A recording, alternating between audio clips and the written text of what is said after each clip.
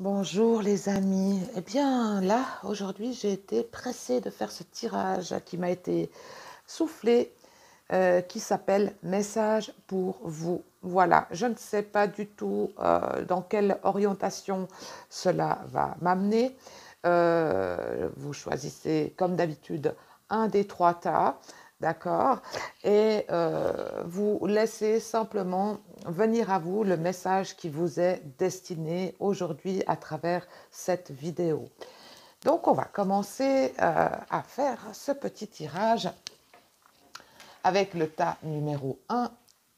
Quel est le message pour vous qui avez choisi le tas numéro 1? Le petit ange rêveur. Alors, qu'est-ce qu'on a là? On a dans les deux premières cartes du tarot Oshozen le contrôle et le mât. Par ces deux cartes, il vous est vraiment invité à sortir du contrôle, à vous lancer un petit peu dans l'inconnu, dans le vide, dans ce que vous ne connaissez pas, à lâcher prise et à sortir du contrôle dans le sens que ça vous mène vers quelque chose que vous voulez maîtriser, mais que peut-être les réponses, que peut-être les solutions, et que peut-être aussi le bien-être va venir de quelque chose que vous ne maîtrisez tout simplement pas, dans le lâcher-prise, dans l'acceptation de vous livrer à l'inconnu et de sauter un petit peu dans le vide. Voilà ces deux premières cartes, ce qu'elles viennent vous dire. La deuxième carte, la clé de l'oracle des portes de l'intuition. La clé, tout peut arriver dès que vous êtes conscient de vos potentiels. D'accord?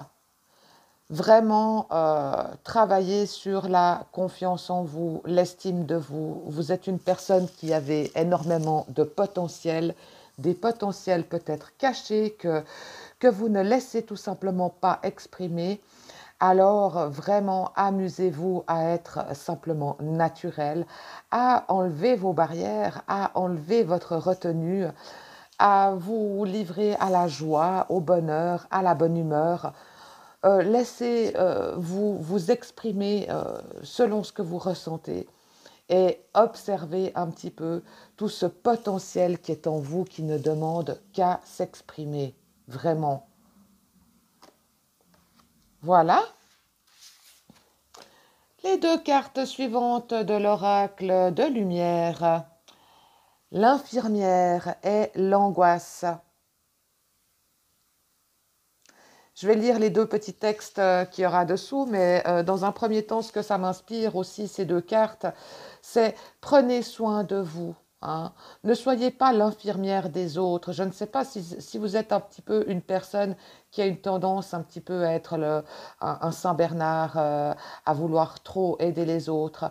En tout cas, il vous est plutôt invité à être votre propre Saint-Bernard et à vous aider vous-même et à venir vraiment vous apporter de la douceur, de l'amour, de la compassion par rapport à ce que vous vivez vous-même intérieurement au niveau de vos propres angoisses. D'accord? Qu'est-ce qui est dit l'infirmière? L'infirmière a trop soigné les autres, vous oubliez de penser, vos propres blessures. Eh bien, vous voyez, je n'avais pas vu le texte, mais c'est tout à fait dans le sens que ce que je vous disais. Et l'angoisse, au pied du mur, les épreuves vous semblent difficiles à surmonter. Bien sûr que quand on est au pied du mur ou au pied de la montagne, tout semble difficile, parfois même impossible, d'accord? Mais pour sortir de l'angoisse, il faut peut-être pas regarder le mur d'en bas, mais imaginer vers quoi on veut tout simplement aller et ne pas tenir compte des obstacles. Ne pas non plus vouloir justement par rapport à ce qui était dit avant, maîtriser le chemin. D'accord? On ne sait pas comment on y va, mais on sait qu'on y va. Voilà. Alors une carte ici, ah oui, c'est les rebelles sacrés, cette carte. Se libérer des allégeances. se libérer des allégeances, se libérer des maux, des souffrances qu'on s'afflige à soi-même.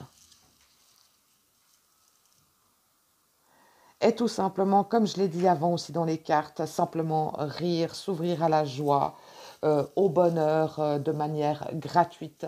C'est des émotions auxquelles vous pouvez vous connecter simplement en choisissant de le faire. La joie, la bonne humeur, enlevez vos barrières inutiles et sortez de cette, euh, voilà, de ce mode recroquevillé sur vous-même. Là, et puis la dernière carte, une belle carte avec une belle lumière rose, la belle lumière du cœur, le rose et le vert, qui vraiment explose. Ah, on parlait de cette joie, n'est-ce pas? Que vous êtes bien-aimé est une vérité éternelle dans le grand schéma cosmique de l'univers. Seul l'amour est vrai et seul l'amour restera à jamais dans nos cœurs. L'amour ne vous juge pas, il vous aime de manière inconditionnelle. Il représente la véritable sagesse de la conscience. Si vous cherchez refuge dans l'amour, vous entendrez la chanson de l'esprit et vous serez guidé par sa musique sacrée.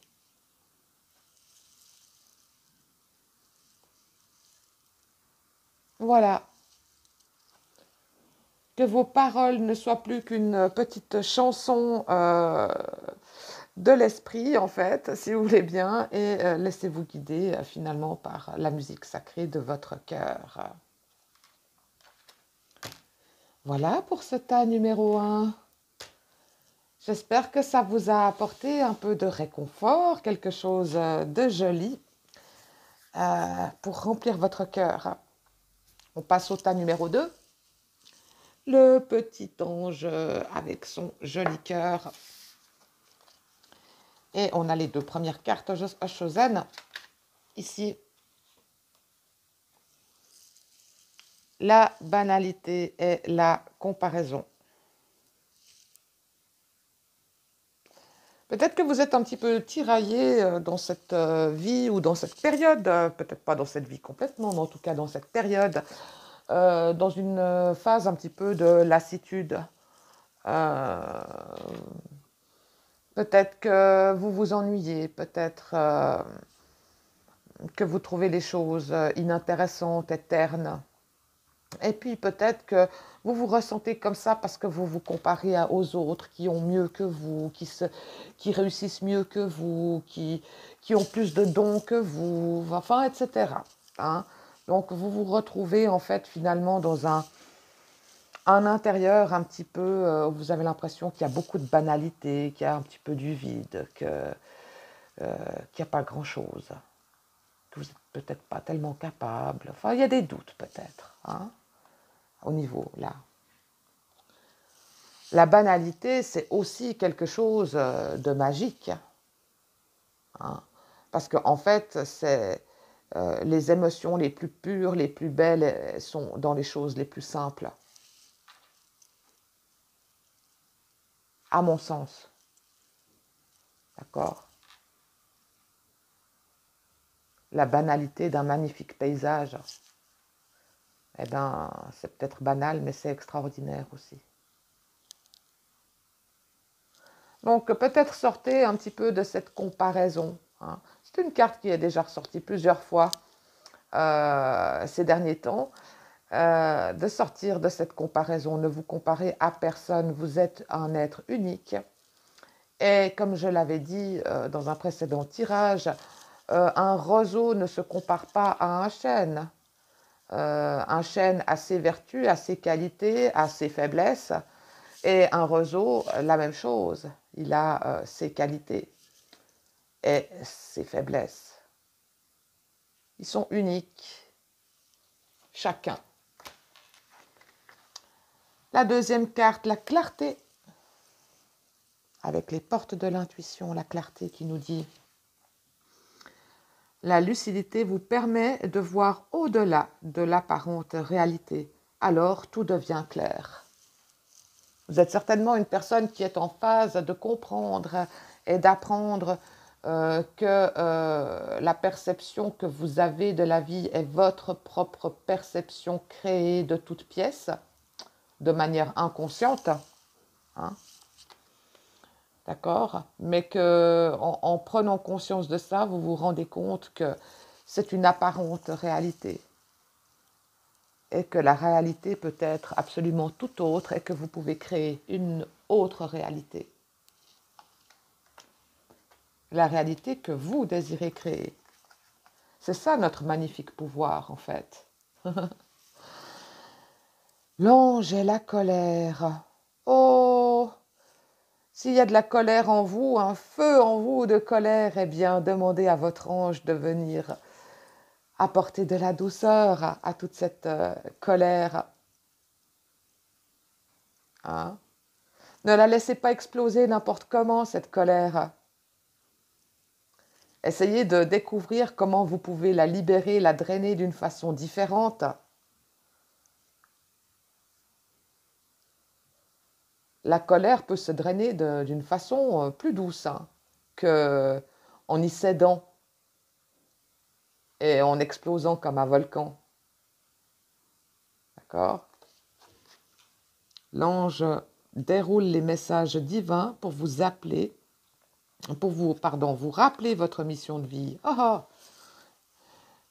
pour vous rappeler votre mission de vie. Libérez-vous de votre colère intérieure, elle trouble votre discernement. Eh oui, la colère modifie aussi la réalité, crée des distorsions. Voilà. Ensuite, avec les rebelles sacrés, le véritable vous. Allez puiser, chercher au plus profond de vous votre véritable vous, votre vous divin, votre vous qui est libéré de ses peurs, de ses colères et qui ne demande qu'à briller.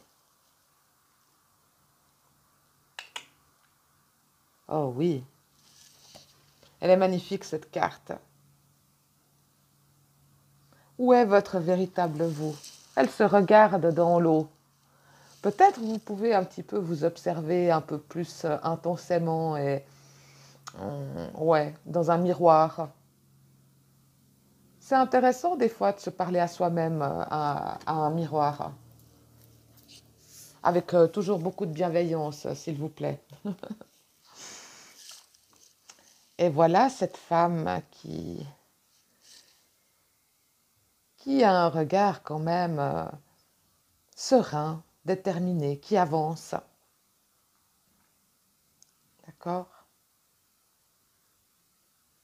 Qui laisse un peu le passé avec de la souffrance derrière et qui avance vers l'amour. Voilà, elle a encore quand même un petit peu le regard tourné vers le passé. Hein. Vous êtes protégé par une force très puissante qui souhaite vous venir en aide. Si votre chemin semble semé d'embûches, il y a une bonne raison à cela. Prenez ce message comme une intervention divine, un signe de l'au-delà, et soyez patient. Lorsque le moment sera venu, tout va s'ouvrir avec une facilité déconcertante. Tant que ça n'avance pas, est-ce que ce n'est pas aussi la propre résistance que nous mettons nous-mêmes aux situations? Eh oui, c'est aussi une réalité. Et pour les personnes qui ont choisi le tas numéro 3, qu'est-ce qu'on va nous dire? Quel est le message aujourd'hui? Oh, les amoureux, la plénitude, eh bien, profitez de ces moments de douceur, de calme, peut-être, dans votre vie qui se présentent. C'est pas dans ces moments qu'il faut créer des problèmes inutiles. Profitez du calme, de la plénitude et de l'amour pour vous-même ou de l'amour tout simplement qui est entré dans votre vie, qui sait. Voilà. avec les portes de l'intuition. On a ici la méditation qui nous dit: détachez-vous de vos préoccupations habituelles nourries par votre ego. J'adore cette histoire des voix intérieures. En fait, on est un petit peu tous des schizophrènes avec ces deux petites voix, voire plus, des fois, on ne sait pas. Ces deux petites voix qui sont toujours en train de jouer au ping-pong, hein. Il y a l'ego, qui nous sabote, euh, qui nous rabaisse un petit peu, qui veut nous mettre en concurrence avec les autres. Enfin, cette petite voix un petit peu qui nous dévalorise, hein, perpétuellement. Et puis, il y a cette autre voix de l'espoir, du divin qui dit: mais non, tu es une personne merveilleuse, tu peux tout réussir. Tout est là, en toi, et tu le sais.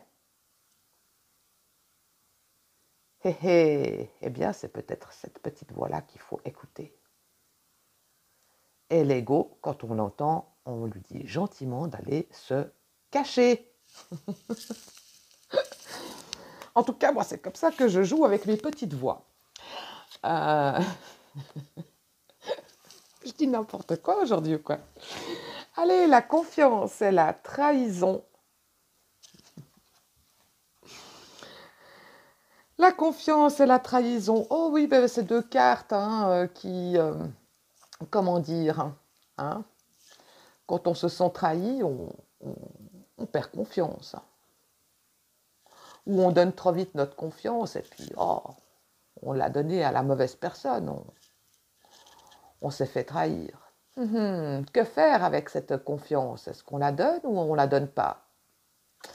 Moi, je dis que ce qui est toujours le plus important, c'est pas d'échouer ou de tomber, c'est juste de savoir se relever. Et en fait, de vivre nos expériences de manière beaucoup plus détachée. Bah, ça n'a pas fonctionné, ça a échoué, cette personne était malhonnête, bah ok, je prends acte, je tourne la page et je passe à autre chose le plus vite possible. Voilà. Ne pas prendre les choses comme des attaques personnelles, mais juste comme des expériences de vie et voir les choses peut-être avec un petit peu plus de détachement, hein, pour ne pas toujours être pris dans cette question de confiance et trahison. Ah, si j'y vais, je vais me faire trahir. Eh ben, c'est pas grave. C'est pas grave. La confiance. Avancez sans douter de vos capacités à réaliser vos désirs. Yes. Et la trahison. Laissez de côté les blessures du passé pour guérir votre cœur. Oui. Mais oui. Ne laissons plus ces blessures du passé venir parasiter notre présent. Stop. Inspiration, ici avec les rebelles. Inspiration. Waouh. Vous avez peut-être plein d'idées qui se présentent à vous ces temps. Il y a peut-être un relent, un arrivage d'inspiration là qui est en train de se passer. Alors il y a une chose que j'aime beaucoup faire, en tout cas en ce qui me concerne, je suis remplie de cahiers de toutes sortes et je pose les choses, je fais des petites notes dans mon téléphone, j'écris dans mes cahiers. Tout ne prend pas forme, tout ne prend pas vie, mais on ne sait pas ce qui peut émaner d'une idée posée. Alors, si vous êtes un petit peu comme ça, dans une phase créatrice, inspirée, eh bien, n'hésitez pas à poser ce qui se présente à vous. Et si vous n'arrivez pas à avoir une vision claire, eh bien, n'hésitez pas à vous faire aussi aider, accompagner, hein, pour pouvoir créer quelque chose de clair. À voir, on ne sait pas. Dernière petite carte. Oh, beaucoup d'énergie ici, beaucoup de couleurs. Ça fuse, hein, au niveau inspiration, on dirait bien. Là, il y a des chakras qui s'ouvrent et des énergies qui circulent. Certains sentiments du passé remontent à la surface et vous devez faire face à un nouveau tsunami émotionnel. Ne vous y opposez pas, mais au contraire, laissez les sentiments ressurgir sans les juger. Ils ne sont ni bons ni mauvais, ils font simplement partie de vous. Prenez-les, embrassez-les et aimez-les. Bénissez le passé et soyez reconnaissants de la profonde guérison qui s'opère.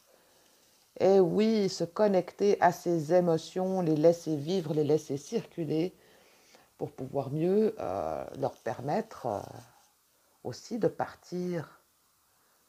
Hein. Tout ce qu'on rejette, tout ce qu'on refoule, finalement, c'est un peu comme une cocotte minute. Au bout d'un moment, ça grossit, grossit, grossit, ça explose. Et ça explose pas souvent très bien.